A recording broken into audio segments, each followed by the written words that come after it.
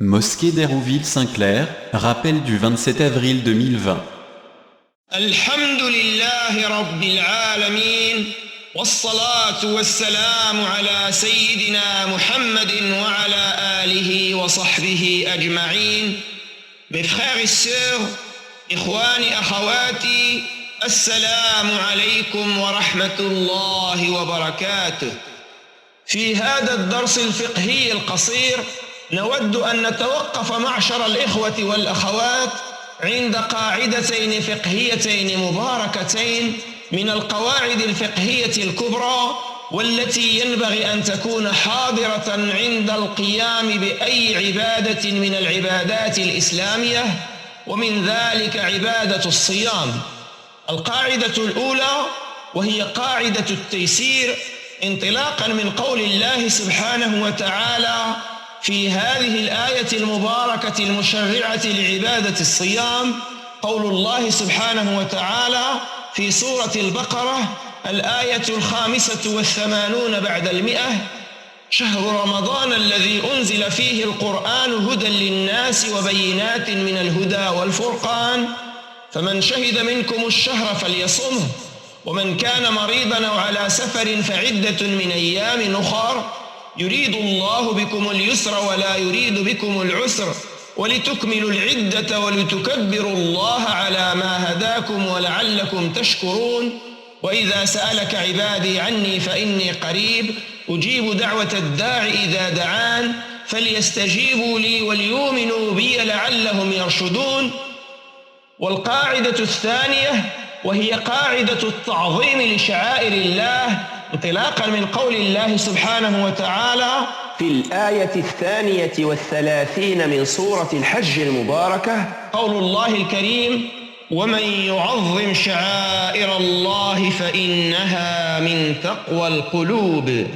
والتيسير والتعظيم ينبغي أن يكونا دائما متلازمين عند الفهم والعمل، حتى نستحضر دائما جلال الله وعظمة تشريعه من جهة، ومن جهة أخرى أن نستحضر كرم الله سبحانه وتعالى ورحمته بعباده المكلفين. والتعظيم لشعائر الله سبحانه وتعالى يكون بالتقدير والمحبة، كما جاء في كتاب مدارج السالكين للإمام ابن القيم رحمة الله عليه أن العمل الذي لا ينبني على الخشية والمحبة فهو عمل ناقص. ومن مجالات التعظيم لشعائر الله سبحانه وتعالى تعظيم متابعة رسوله صلى الله عليه وسلم والارتباط بشخصه الكريم. يقول ربنا سبحانه وتعالى في الآية 31 من سورة آل عمران: قل إن كنتم تحبون الله فاتبعوني يحببكم الله ويغفر لكم ذنوبكم.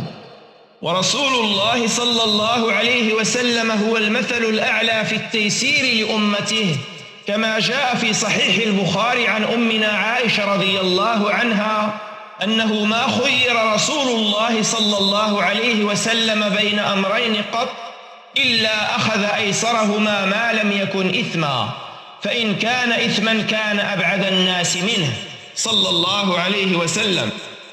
وروى البخاري رحمه الله عن أبي هريرة رضي الله عنه قال: قال رسول الله صلى الله عليه وسلم: إن الدين يسر ولن يشاد الدين أحد إلا غلبه، فسددوا وقاربوا وأبشروا واستعينوا بالغدوة والروحة وشيء من الدلجة، القصد تبلغوا. ومن مجالات تطبيق قاعدة التيسير معشر الإخوة والأخوات نأخذ هذا المثل المبارك لفريضة الصيام، حيث أن الله سبحانه وتعالى شرع الإفطار للمسافر وللمريض أن يفطر وأن يقضيا من بعد خلال الشهور الأخرى. قال الله سبحانه وتعالى: ومن كان مريضا أو على سفر فعدة من أيام أخر يريد الله بكم اليسر ولا يريد بكم العسر. كما شرع الله سبحانه وتعالى للشيخ الكبير ولصاحب المرض المزمن أن يفطر وأن يتصدق عن كل يوم بصدقة. قال الله سبحانه وتعالى: وعلى الذين يطيقونه فدية طعام مساكين، وفي قراءة عاصم فدية طعام مسكين. وأجمع علماء الأمة أيها الإخوة والأخوات أن المرأة النفساء عند الولادة والمرأة الحائض لا يجوز لهما الصيام، فإنهما تفطران وتقضيان من بعد، كما شرع الله سبحانه وتعالى للمرأة الحامل وللمرأة المرضع أن تفطرا وأن تقضيا من بعد، كما أكد ذلك حديث سيدنا أنس بن مالك رضي الله عنه وأرضاه أنه سمع من فم رسول الله صلى الله عليه وسلم أن الله رفع الصيام عن المرأة الحامل وعن المرأة المرضع، وهو حديث رواه الإمام الترمذي، النسائي، أبو داود وابن ماجه، وقيل في هذه الرواية أنها رواية حسنة مقبولة. ومن مظاهر التيسير في أداء هذه العبادة المباركة عبادة الصيام أن الله سبحانه وتعالى جعل من سننها الكبرى معشر الإخوة والأخوات تقديم الفطور وتأخير السحور، كما أكد لنا رسول الله صلى الله عليه وسلم ذلك قولا وعملا. ففي حديث رسول الله صلى الله عليه وسلم: إنا نحن معاشر الأنبياء أمرنا بتعجيل الفطور وتأخير السحور. وفي حديث حذيفة بن اليمان رضي الله عنه وأرضاه قال: تسحرنا مع رسول الله صلى الله عليه وسلم هو والله النهار غير أن الشمس لم تطلع، وهو حديث أخرجه الإمام الطحاوي وابن شيبة وعبد الرزاق عن حذيفة من طرق صحيحة. وصلى الله وسلم على سيدنا محمد والحمد لله رب العالمين. Dans cette petite leçon jurisprudentielle d'aujourd'hui, on va s'arrêter, mes frères et sœurs, sur deux principes essentiels qui doivent accompagner chaque pratique parmi les pratiques de l'islam, comme celle du jeûne du mois du Ramadan. La première règle, on l'appelle la règle de la facilité. Notre Seigneur, exalté soit-il, a dit dans la sourate La Vache, verset 185, le mois de Ramadan au cours duquel le Coran a été descendu comme guide pour les gens et preuve claire de la bonne direction et du discernement. Donc quiconque d'entre vous est présent en ce mois, qu'il jeûne, et quiconque est malade ou en voyage, alors qu'il jeûne un nombre égal d'autres jours. Allah veut pour vous la facilité, il ne veut pas la difficulté pour vous, afin que vous en complétiez le nombre et que vous proclamiez la grandeur d'Allah pour vous avoir guidé et afin que vous soyez reconnaissants.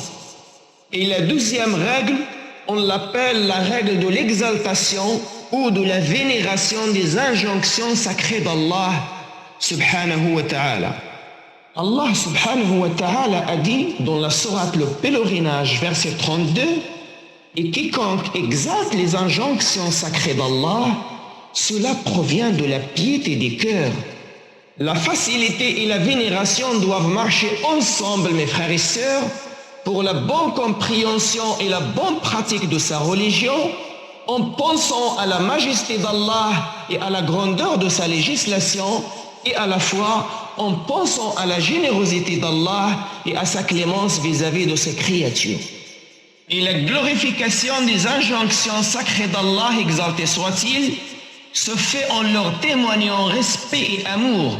En outre, la dévotion ne peut être parfaite si elle n'est pas accompagnée de la glorification et de l'amour.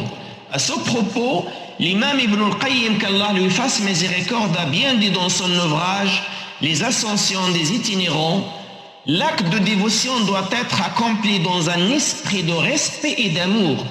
Et si tel n'est pas le cas, il est incomplet.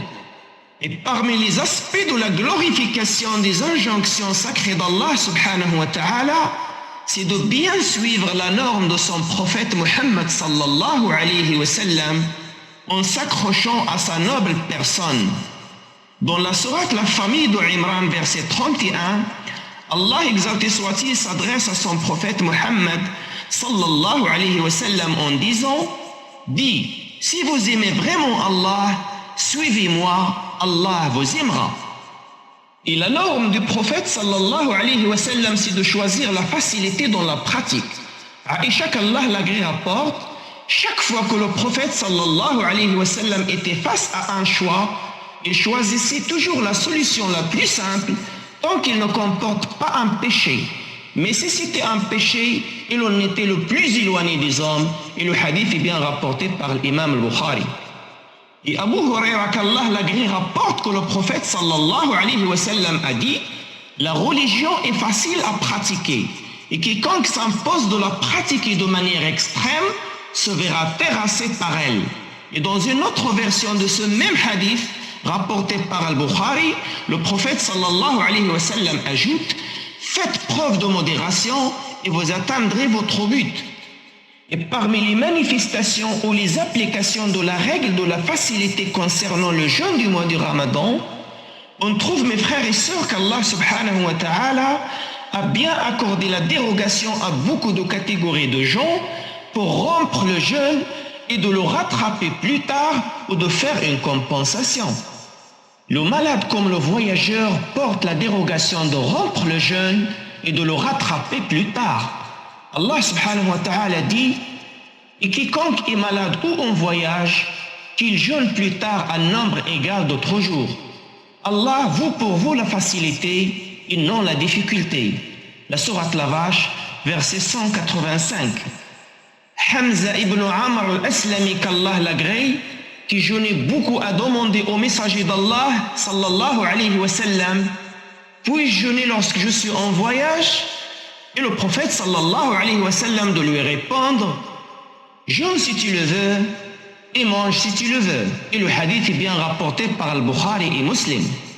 Le vieillard ainsi que la personne qui a une maladie incurable doivent rompre le jeûne et ils sont invités à faire une compensation pour chaque jour non jeûné.